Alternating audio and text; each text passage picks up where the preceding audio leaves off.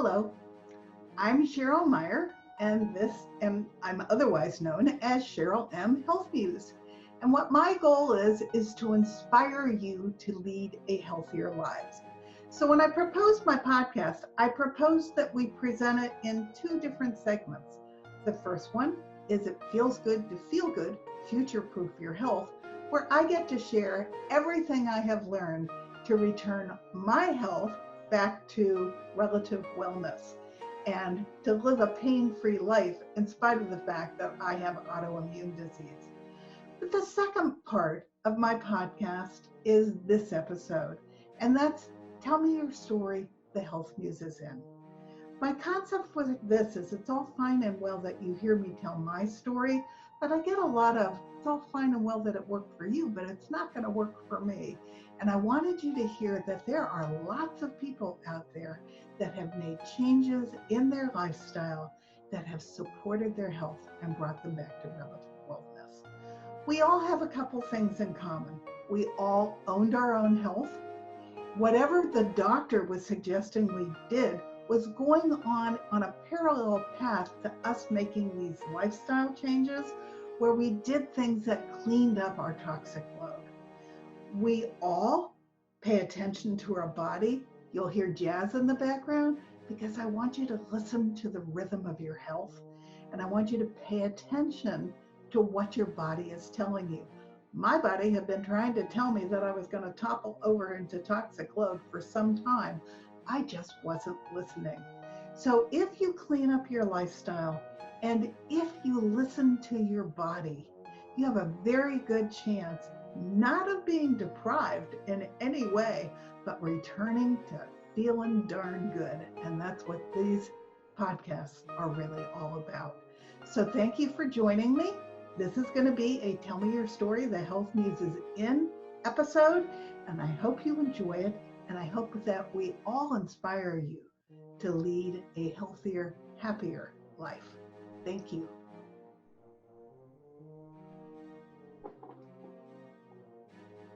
Welcome to another edition of Tell Me Your Story, the Health Muse is in.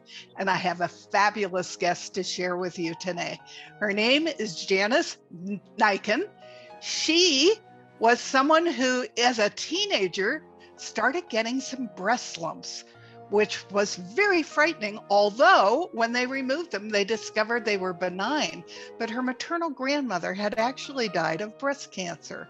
So she went on with her life until she reached her 30s, and suddenly she had lumps again. And this time she said, I'm not going there.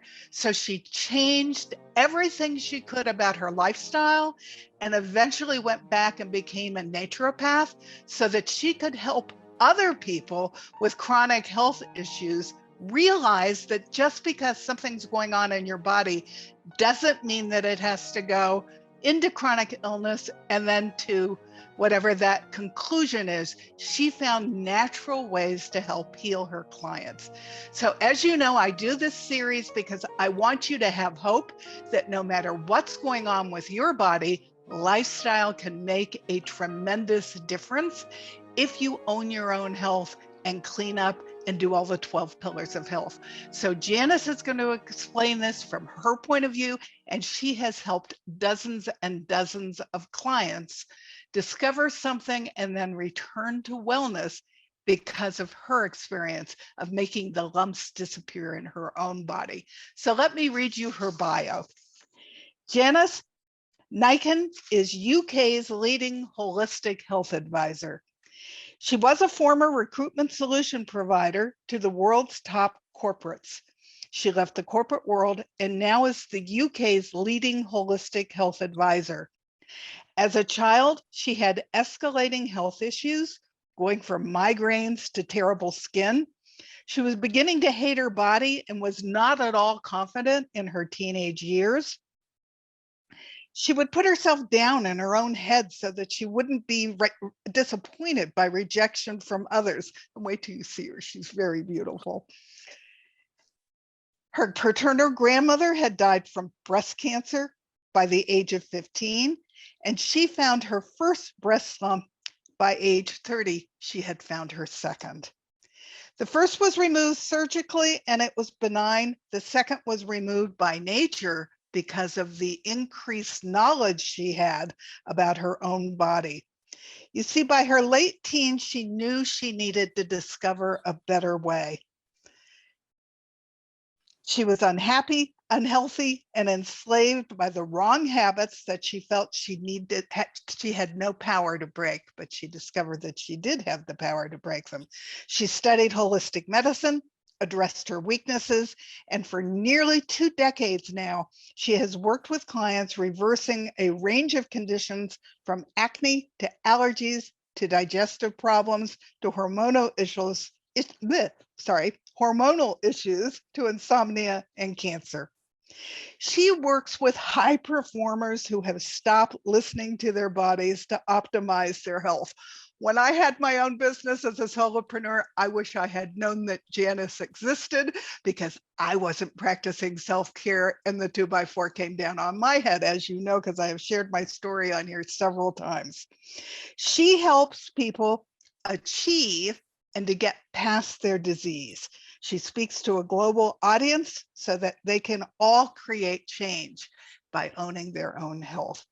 And I'll put all of Janice's links under this podcast so that you can find her when we're done, but I think you're going to love the conversation. So welcome. I am so delighted to have you here. Tell me a little bit more about yourself. Well, Cheryl, I am one of 3 daughters to, you could say, a typical Jamaican family in the UK.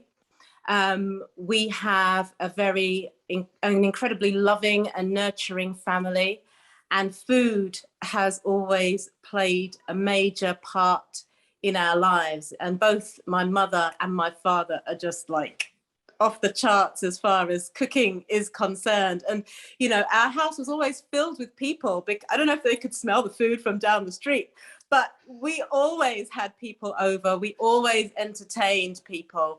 And, you know, as I said, food was such a central part of our lives. But I think maybe as the eldest of the 3, my father and I kind of had this special bond around food, and because he loves to eat. And so as his first child, you know, one of the ways that he shared love was to share food with me. And I had no boundaries. And you know, some kids from very young, if they don't want it, they're just not having it. But I wanted it every time. And, you know, I began to come to this place where I was living for food and the excitement of eating, because I guess that nurturing bond that we had was now an association that I had with eating, you know. So I took it to a next place, really, to the point where when I was in primary school, I was the fat kid. I was the bullied child because of being overweight. And, you know, so that made for quite an unhappy life in school. You know, I was bright, I did well academically, but in terms of that kind of social side of things and that acceptance with others, you know, like, for example, playing sports, you know, when they choose the teams, you have the 2 captains. I was the one left at the end to say, you know, well, you I was always the last one too. I understand that completely. Right. Athletic, yeah. I am not. Right. Okay. So, you know, those things had started to have a psychological effect, I think. And it got to the point in my school life that I think around age 9 or 10, when we would have our medicals, I don't know if you had them, those things, you know, in the States, but we used to have to strip down to our underwear and be looked at by a nurse. They would check your height, check your weight, talk to you about various health issues. And basically the nurse took me into the headmistress's office, and they said, you know, you are considerably overweight. Would you like us to put you on a diet? To which I said, yes, please, because I was desperate for change, you know. And I didn't, at that young age, I didn't think, well, you're just eating too much and you need to stop. But I just needed help. And really, they didn't know a whole lot about what food was doing to the body, except that they thought that quantity created weight. Yeah, I mean, there wasn't much health, I don't think there was any real health education, you know, in schools at that time. You were told to drink your milk, and you had the typical kind of models of you know, the triangle with the food groups and so on and so forth. You were told to brush your teeth. You know, someone would come and talk about that, and they give you these pink tablets. I don't know if you ever had those, where you chew these tablets up and they leave a residue as where you have the plaque. So that's really fun for kids. And then they would give these little tubes of toothpaste out and little toothbrushes and things. But no thinking was nurtured in terms of cause and effect relationship. And I don't know how you feel, Cheryl, but certainly for myself, I do believe that the education system on a whole doesn't teach children to think for themselves and to join the dots.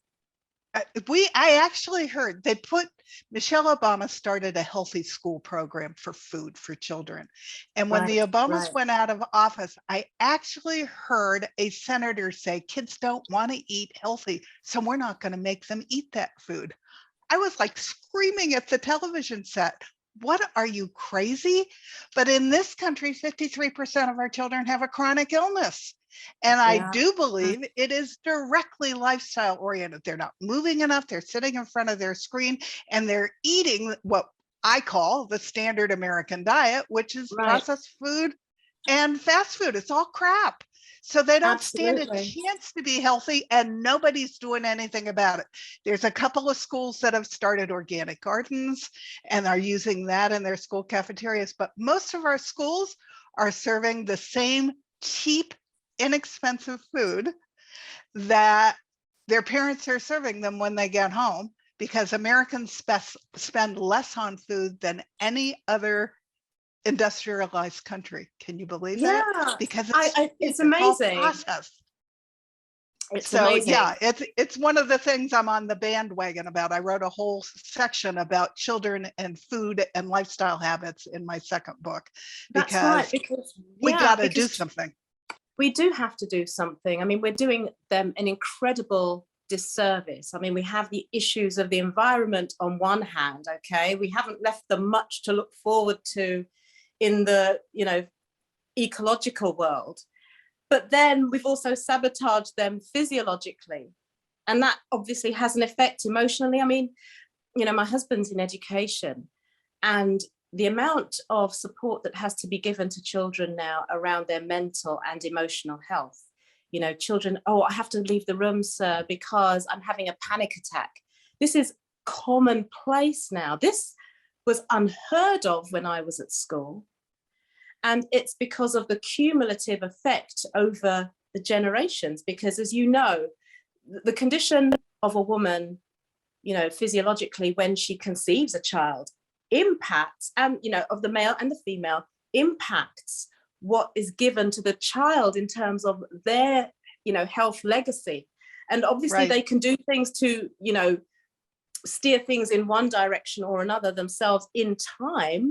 But oftentimes, you know, I'm finding I have clients that have come to me, their children are diagnosed with brain cancer as babies, you know, because the toxic overload is so huge from just the parents' lifestyle.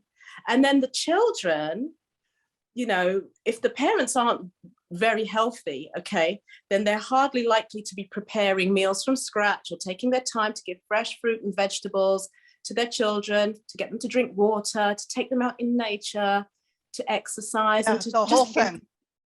Yeah, to enjoy the simple they're not growing up. pleasures. My mother cooked. My mother made balanced meals. My mother made sure that we had the freshest vegetables possible. I grew up on the East Coast, so it wasn't always easy, but I went to the farm with my mother to pick vegetables during the summer. Kids don't even know how their food is grown anymore. No. They think avocados are laid by animals. I mean, when you read some of the statistics of what children believe now, it's because we've gotten too far removed from the farm. Absolutely. I so agree with you. I mean, we are living an incredibly synthetic and artificial life, you know, and I mean, I could say so much, you know, for example, even diapers, you know, they're made of plastic. And those things sit on babies as they get warm, you know, and wet. And these plastics can actually have an effect on the hormonal balance of the child, because these plastics deteriorate, don't they? And there are toxins absorbed into the bloodstream just from the diapers. And if you put a milk bottle in the microwave and that bottle is a plastic bottle, and then that baby is drinking that bottle, and if it's dairy is on top, I mean, or it's soy, and soy is 93% genetically modified, but moms don't know this.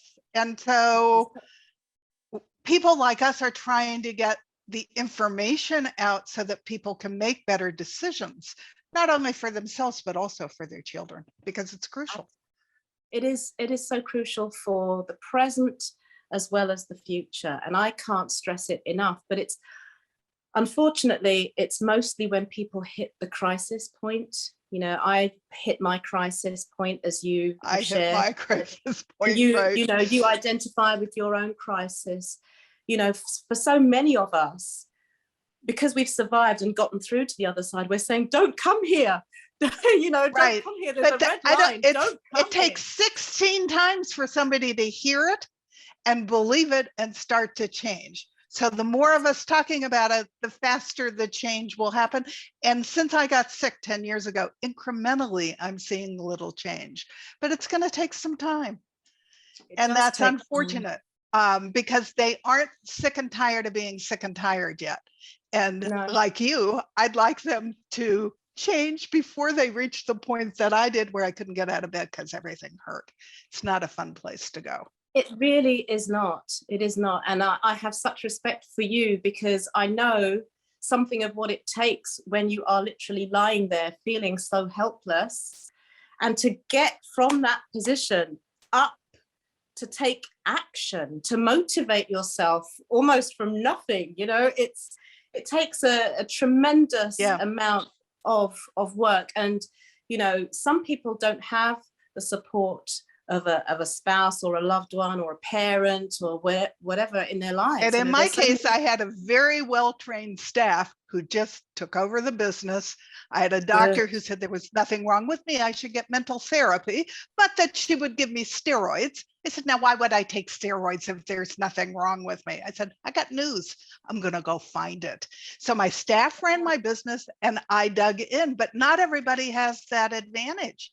They don't have the time that they can pull back from their business. And I could have bankrupted my business had I not learned to take care of me. So, absolutely.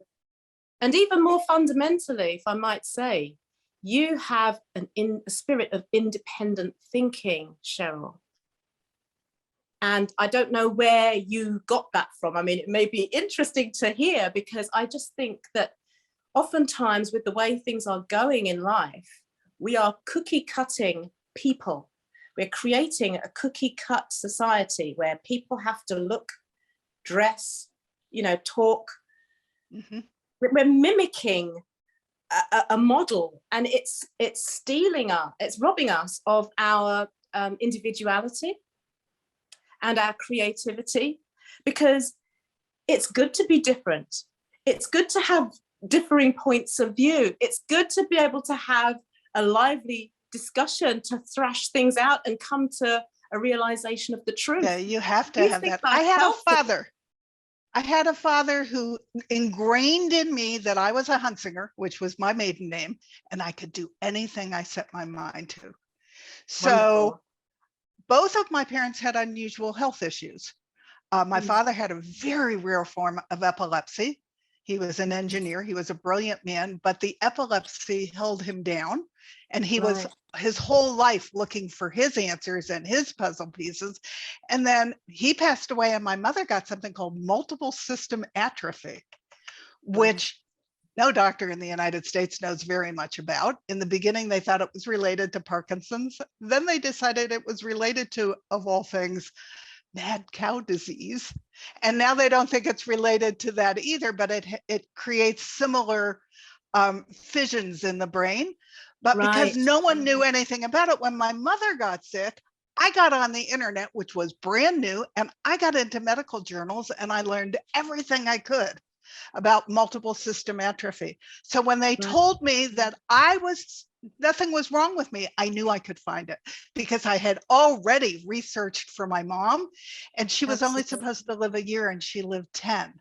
And the Wonderful. doctor in the beginning said, "Why are you so involved in this? Who's the doctor?" I said, "Who's the daughter?" I said, "How many patients do you have?" "I have one mother.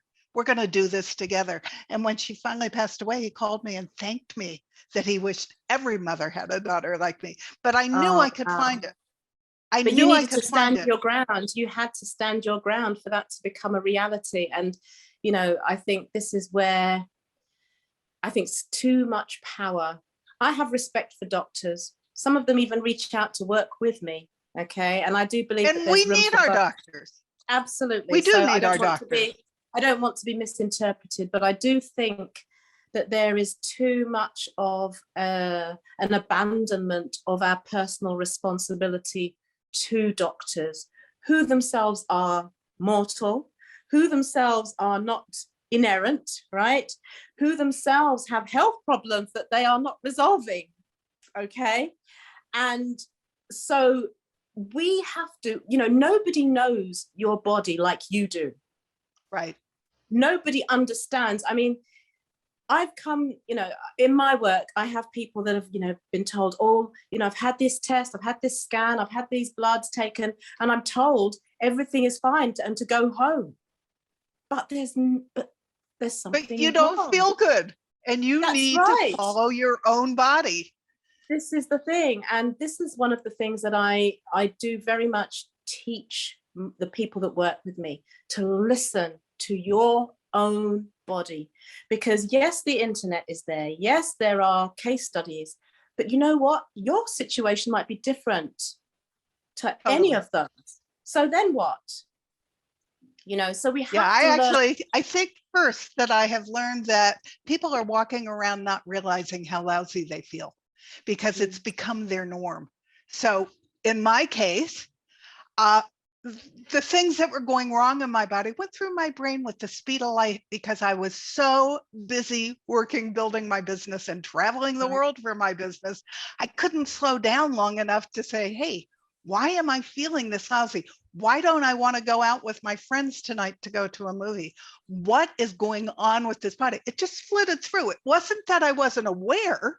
It's just that I didn't stop long enough to figure it out. And I was shoving food in my mouth as fast as I was working when I got home at night. And it was often not the right food. So I'm not surprised that my body finally said, stop already, because you are much sicker than you realize.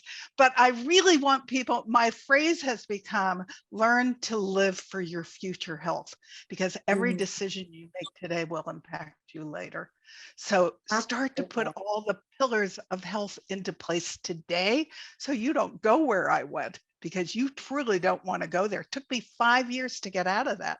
But hey, I did turn it around. And when you think about it, 5 years is not that long. No, when you think and I got sick in my 60s, so I had all those many years of bad habits that led up to me being ill. That's right. I mean, I feel, you know, from the work that I've done, that the body is incredibly gracious, you know, and it is so willing to receive the help and the corrective measures if we will give it. You know, I've worked with people, you know, like even family members who had you know, relatively small issues, like for example a trigger thumb, and they were told that they needed a steroid injection, you know, in order to correct it. But simply, you know, removing the sludge out of their diet, i.e. the chocolate and the sugar, the joint was fine. It healed by itself. You know, there are very simple things that we can do, and as I say, our bodies just want. They're like, you know, the roots of our bodies are incredibly smart. Oh, absolutely. I was shocked at how smart my body was. Yeah, it'll tell you when you're doing the right and the wrong thing. Absolutely. And you know, it's like some of my clients will say to me, well, how will I know that I'm doing better? You know, do I need to go for a test? And I said, well, by all means, do your test. But I said, looking at your skin, it will tell you. Your energy will tell you. The way if you look at your eyes, and if you look at the quality of your hair, you know, all of these things will start to tell you. You'll see the buds of spring in your body as you make the changes. Your body will tell you. And we have to learn to rely more on the signals of our own body. Because, as I said, sometimes tests fail us. Medical records even get mixed up sometimes, and people are misdiagnosed. And tests are all the people who took the test might not have been well. So if you're within range, you're in range with all the other people who are sick. So that has nothing to do with you. Yeah. Exactly.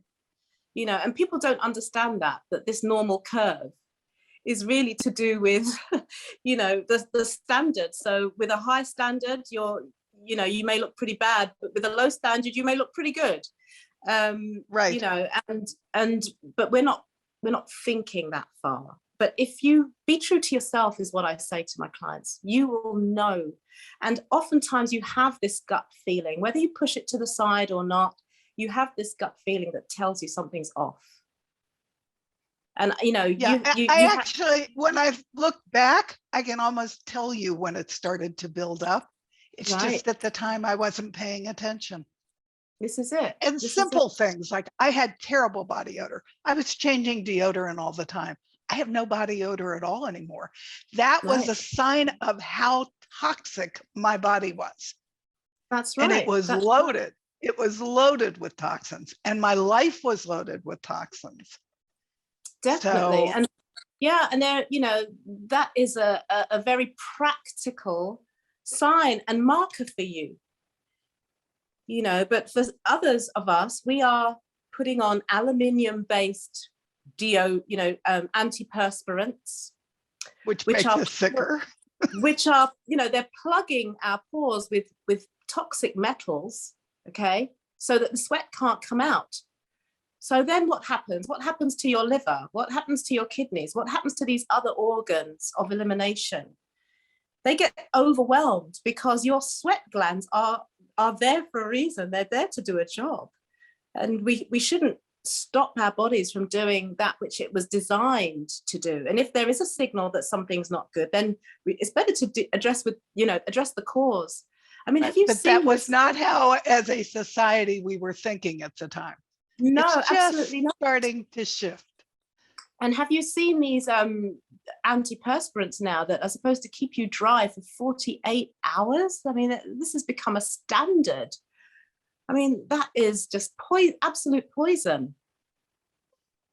Yeah, absolute terrible. Poison. And who knew that all the fragrances I was using and all those things were also poisoning me? The plugins that made my living room smell good because I had pets. That stuff has just got awful for us. But I didn't know any of that stuff. That's right. By the time I was done in that 5 years, I had literally eliminated dozens and dozens and dozens of toxins. And then I had fallen into the functional medical community. I watched 19 different symposiums with multiple doctors and started to take the threads that were throughout those and implement them in my own life. And then I finally found my own functional doctor who did not run one test the same as my allopathic doctor. Simple things like allopathic ran thyroid from here to here. Mm-hmm. Functional doctor ran it from here to my adrenals. That's where I was broken. So they want to look at the whole body, and they don't even really care what it's called. They just want the whole body to heal. So it's so refreshing, and it's such a different approach. And so I got myself so far, and then she took me the rest of the way home, so that I have autoimmune disease. She diagnosed me, but I no longer have pain, which is huge. That is tremendous. And, you know, there are so many people, young people, that are in pain. I mean, I hear the peers of my own children who are, you know, my eldest is 20, my youngest is 16. And these kids have pains in their joints. They have this, they have that. And they are young people. And it just makes you wonder. It's only going to get worse. It's going to multiply. This is right. This is so true. I mean, they're not drinking any water. They're eating so much sugar. And we know, the effects of sugar on the body. I mean, sugar is a drug. And it's a poison. It impacts every organ in the body. Yeah. Absolutely. Absolutely. I mean, it's crystallized acid in its effects, really. But, we give sugar as a token of love, don't we? Yeah, we do. Something's wrong. Something's wrong. I can't tell you how many people have asked me if I'm deprived now that I eat very healthy. And I said, no, I got news. I was deprived when I was eating the old way, because when you start to feel good, you do whatever you can to maintain that feeling. You are not giving it up for anything. You get a whole new lease on life. Same here. And for me, it's so liberating, because there's so much that you don't have to buy into. You're just freed from all of that. You're just not deceived by it all, and in the early stages, as like a young teenager and in my early 20s, I going on work placements and so on, and not eating meat or dairy products, and you go for a meal, with the rest of the office or whatever. It was, very difficult, because to try and pretend that you enjoyed a salad that had nothing on it and just looked really, because food was not as advanced then for people that were on a plant-based diet. Anyway, it was incredibly basic and crude, to say the least. But, it's still not a reason to go back. Still never a reason to go. No, it's not. Actually, my second book talks about how do I eat out at restaurants? How do I vet restaurants? How do I go to somebody else's house for dinner? I often take my own food, but I'll call the hostess and say, we're thrilled that we're coming to your house for dinner. I don't want you to worry about how to feed me, because I do eat very clean. So I'm just going to bring my own dish, and I'll bring enough that your guests could try it. But we're coming because we want to know you and your friends. And I hope that's okay with you. Who's going to say no? That's right. That's right. Yeah, I take jar salads with me when I'm going to be away from the house for lunch, because I want to control what I put into my mouth. You figure it out when it becomes important to you to not interrupt your body, because you know how good it is to feel good. And that's what my book ended up being called. It feels good. To feel good, right? It's very addictive to feel good, and my husband would tell you, Janice never puts anything bad in her mouth, but why would I? I've on occasion I do, and my body complains. So I have the conversation every morning. How you feeling today, Cheryl? And when my body goes, not so good, I'm like a little computer that goes through, what did I do in the last couple of days that's making my body react that way? Right. And I don't let it get very far. I adjust immediately.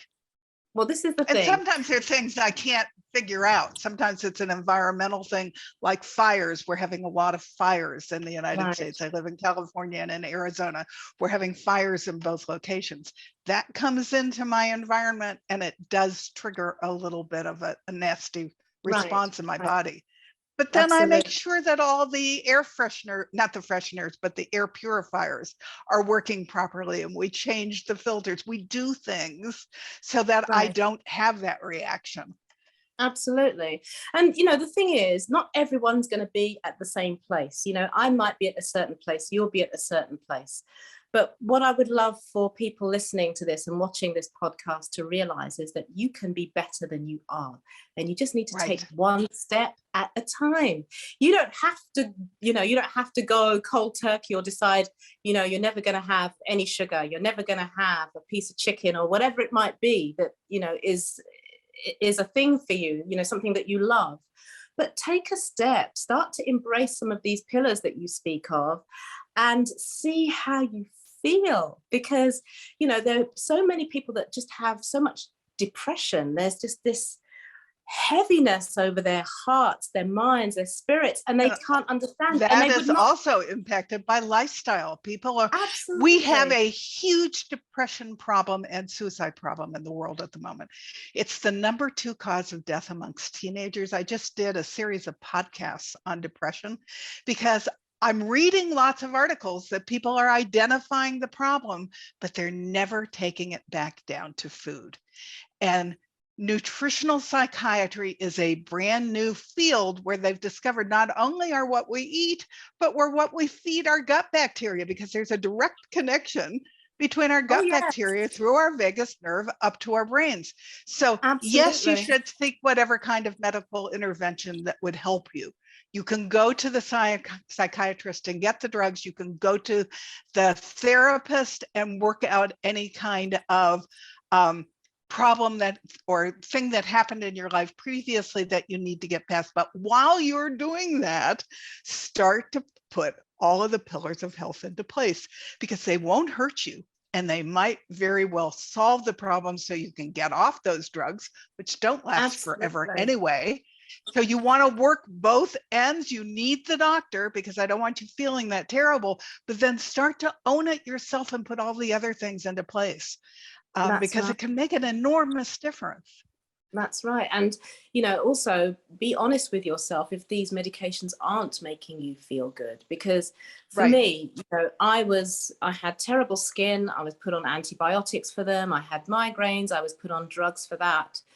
And I could feel that something wasn't quite right. But it wasn't fully, you know, I wasn't fully conscious of it, but I had a vague awareness at the time. And then as, you know, the cycles continued, and, you know, when I came off the antibiotics, the bad skin came back and so on and so forth. I just thought, well, this thing isn't really healing me, you know, because I'm going to have to be on drugs all the time, and you can't be on antibiotics all the time. And in fact, antibiotics are a source of so many diseases. Right. The thing about our pharmaceuticals is pharmaceuticals give and pharmaceuticals take away. So they may do something for a specific symptom in your body, but while they're doing that, there's something else that they're doing, which is all the stuff, at least on our ads on television, they'll present a drug and then in little tiny writing and speaking at the speed of light, they tell you all the things that can go wrong in your body if you take that pill. Yes, we need our pharmaceuticals, but I really don't want all of that stuff that's down at the bottom of those ads to go on in my body. So the more you can heal yourself holistically, the better off you are, because you don't have to take those drugs that have the good and the bad. And drugs don't heal us, they just mitigate the symptoms. That's right. So, and sometimes they move the problem from one part of the body to another. Right. You know, so yeah, I understand the stopgap approach, but as I said, I see a lot of people will come to a naturopath when they've exhausted every other form of allopathic treatment, you see. So I go through the history and I see the medications that we used, and I think to myself, well, you know, if your thyroid gland was compromised, why couldn't we work at nourishing your thyroid with the things that it needs, rather than giving it a synthetic hormone? Why do we need to do that?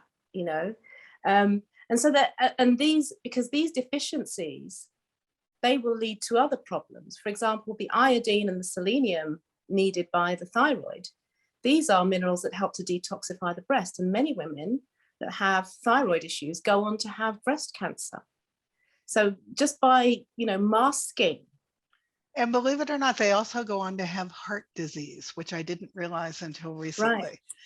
There is a direct connection between a thyroid that's not properly operating and heart, which is the #1 killer in the United States. And as goes the liver, goes the heart. So all that synthetic stuff is going through the liver. It does the best job it can until it can't. So it's all connected. Absolutely. Absolutely. So, you know, by all means, you know, use everything judiciously, be wise. I think for yourself, use common sense, because sometimes we abandon common sense. We're so used to absorbing information, and because it's in a book, or because it's on the internet, or because, you know, a professional says it's fact. But we can check things out, and we can reason for ourselves. Well, and we have resources now that are my parents' generation. I'm older, but my parents' generation didn't have. So my parents' generation, whatever the doctor said, that's what you did. You didn't question it, heaven forbid. My mother would actually say, why are you questioning him when we would leave his office? Because we are participating in your health, and that's important. But my generation is looking for the magic pill. I'm a boomer. So we expect to get tons of aches and pains, and then we expect to get the pill that's the magic pill that's going to take care of it. Your generation is finally a little more proactive to get involved in their own health. And it's changing slowly, but it needs to change. It does. I come from retail, and we had a phrase called the who said of the greatest magnitude, which is the person who you give all your power to because they are like the guy, the little egg in Oz. They are the who said of the greatest magnitude. And doctors expect to be treated that way. So when you start to ask questions, not all of them are real interested in you going there, but you can tuck them into allowing you to be a partner in your own health, whether he's allopathic, a naturopath, which is going to start from the right place, or a functional doctor who wants to heal all of you. So you have to own it, and don't let anyone tell you it's not your body and that you don't know what's going on, because you do. This is it. This is it, you know, and I don't know what, I mean, the healthcare system is very different in the States as compared to the UK. But, you know, with the onset of COVID, for example, there has been such a strain on the health system that now people are having to look for other options because the waiting list for an operation or for whatever treatment is so long that if they can't afford to just do nothing and just wait, you know, because you know, the overload on the system is forcing people, I think, to have to try and investigate maybe where they would not have before. But I think, you know, oftentimes these things can be blessings in disguise. Well, and the functional community believes we were hit as hard with COVID as we were, because 88% of us are metabolically unhealthy, sorry, 88%. So if we will start to put lifestyles habits into place, when the next super virus comes through, and there will be another one, we're talking monkeypox all of a sudden here, you have to do everything you can for your immune system now, so that if it comes into your world, your body has everything in its power for an immune system to fight it off. Absolutely. I was really worried about getting COVID because I'm immune compromised. And even though I don't have pain, I still have autoimmune disease. So I wasn't sure how it was going to impact me. When I finally got it, which I did in January, I went for some tests at a hospital. So I was obviously around somebody else who had it. I went through it in 5 days. My fever never went over 99. I lost my voice for 1 day and I came out the other end because I have done so much work on my immune system. That's so good. I was stronger than I realized I was. And that gave me a lot of comfort that if I keep going the way I am, this body's going to be able to handle anything that gets thrown at it, which is what we all need to be doing. That's right. I mean, when we buy a house, or if you have a house built, you don't just kind of build it anywhere, and you don't care about the foundations or the quality of the walls and the materials, because you're aware that, you know, we can have our earthquakes, we can have, you know, storms and things like this. You take the knowledge of natural disasters into consideration, so that when you build a house, it's not just some kind of flimsy little structure, right? But we don't take that same level of thinking when it comes to our bodies. And why? You know, and the human body, I mean, it's so amazing, isn't it? I mean, it's so vulnerable on one hand and totally so strong on the other. It's incredible. But now I'm 73. So if I was younger like you, I would go back and become a naturopath. But at my age, I just want to share what I've learned. And I have 2 books. I have a file system where I have kept health information all organized. I just want to get it out, because if somebody can hear what I have to say and that might cause them to think about changing, then I've done my job. But I actually think I would go back and be a biochemist if I was younger, because I'm fascinated with all of it. It's Right. really an amazing world out there, and they're learning more every day that is just mind-boggling. Yeah. And if you study it, with the paradigm that you're already coming from, Cheryl, can you imagine I that know. holistic You don't way hear of it. thinking? That would be so powerful. Right. Because if you're Are you not sure in you're that too old? paradigm, Are you sure you're too old?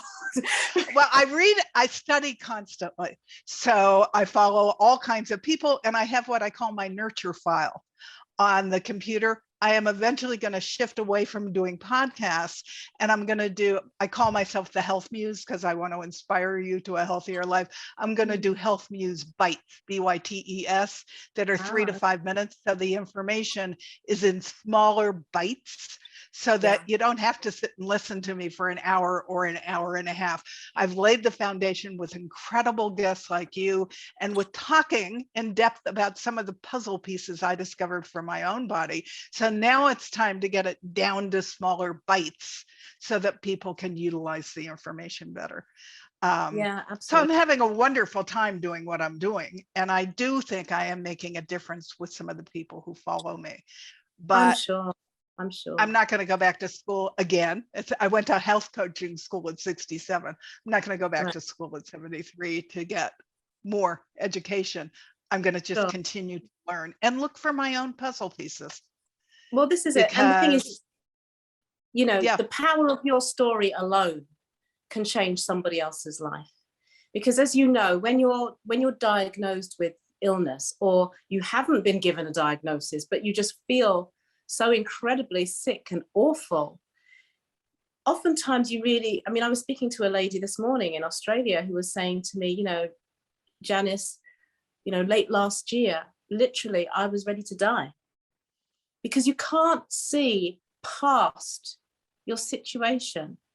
So what you're doing to say, well, actually, hello, there is hope, it just breaks through that blackness of the cloud, and makes people think, well, really? Could there be something here for me? And people are shocked when I say there is nothing about my life today that is the same as it was when I got sick 9 years ago. Nothing. I was in a toxic relationship. It wasn't that he abused me, but he never saw me for who I was. He only saw me for who I wasn't. And he most assuredly did not want to go on a get well journey with me. So he had to go out the door.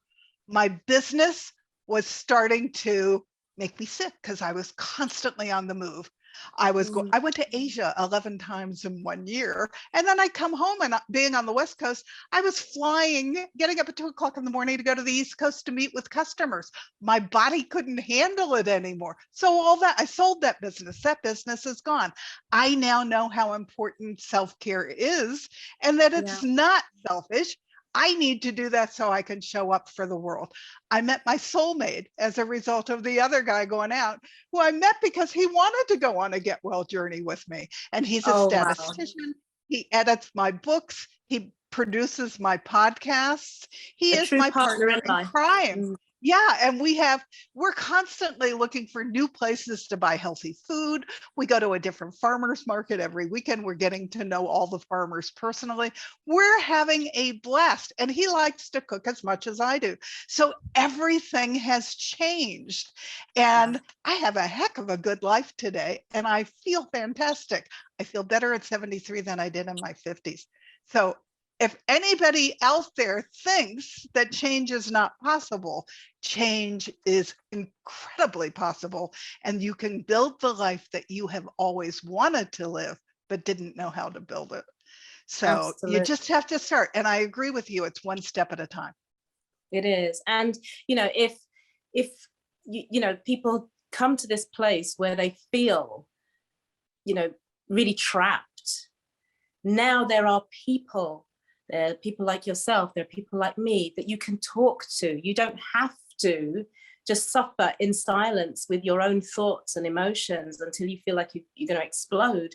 connect with people that have the mindset that you need, you know, with the energy that you need. If you don't have the energy, get someone to give you a tow, you know, grab onto someone that does, and allow their energy to pick you up, because, you know, the level of transformation that is possible in a life is phenomenal, and you can only understand it when you've experienced it, or if you've seen it in someone that you know well. But it's so incredibly powerful. I mean, it's the difference between night and day. And the Blue Zones has actually studied that we're 3 degrees of separation from people who influence us and that we influence. So the recommendation in the functional community is that doesn't mean you go throw all your friends out, but you start adding new ones in. You find people who are on the same healthy path that you are, and you start bringing them in so that your whole mix of 3 degrees of separation starts to shift towards people who want to be healthy, because you're one of the influencers, they become one of the influencers, the whole group starts to get healthy because you're all influencing each other. And that's I right, love that. because I mean, there's something in us, isn't there, that sometimes needs permission to change and to do things differently. You know, you try, as women, we may try on a new dress and we want to show our partners or whatever, or whoever, how does this look on me? Don't you know really how it looks on you? But there's something in us that seeks permission to adventure out, to do something maybe a little bit different, or to change something. And so rather than staying with the same crowd that will pull you down because they're all tired, because they're all sick, and they're quite happy to remain that way, even though you're not, find someone else. Sometimes they even get jealous that you're starting to change because they're not ready to make that change, and you can't let that stop you. That's right. That's right. I mean, everybody has their own journey, and I think we have to be true to ourselves. You know, for me, there's always, I believe there's a God-given voice that's always been in me, that's wanted something better. You know, I've always wanted something more out of life, something better. I've never wanted to just settle for whatever's given to me, you know. And, you know, even my parents at times have said, Janice, why are you pushing yourself so hard? Why don't you just be normal? And I'm like, normal? What's that? You know, but be true to who you are, because I think most of us question at some point, even if it's like late at night in your bed, you know, just before you fall asleep, we question. Don't be afraid to question, because sometimes it's going on that journey and exploring that questioning voice that will take you to that place that you need to be. It's that gateway to a whole brand new life, a brand new world that could save your life, and, you know, like yours and like mine, can help save the lives of others even. Right. As we're coming towards the end of the podcast, I want you to tell people the kinds of things that you have helped people come back to a holistic balance to heal, because I want them to have an idea, if they contacted you, what the two of you could do together. Right. Well, firstly, if I can just explain a little bit about the philosophy of how I work. Absolutely. It almost doesn't matter what the illness is, because what I do is I investigate the history of the individual, the lifestyle characteristics, what their health history has been, the history of the medications that they've been on. And I work very thoroughly, tracking right back as far as they can remember, even, you know, the way you were born, whether you were born by normal vaginal delivery or whether you were born by cesarean. All of these things can have an impact on your immune system, right? So I track back from the earliest stages, and then I work to reverse the causative factors that have brought you to where you are. And I realign you to the natural laws that govern your physiology. I am not a healer. Your body is the healer.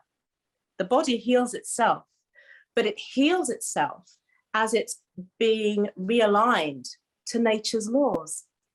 So it almost, you know, because in some ways, all diseases are one disease. They're usually down to issues of, you know, deficiency, toxicity, usually, generally speaking, okay?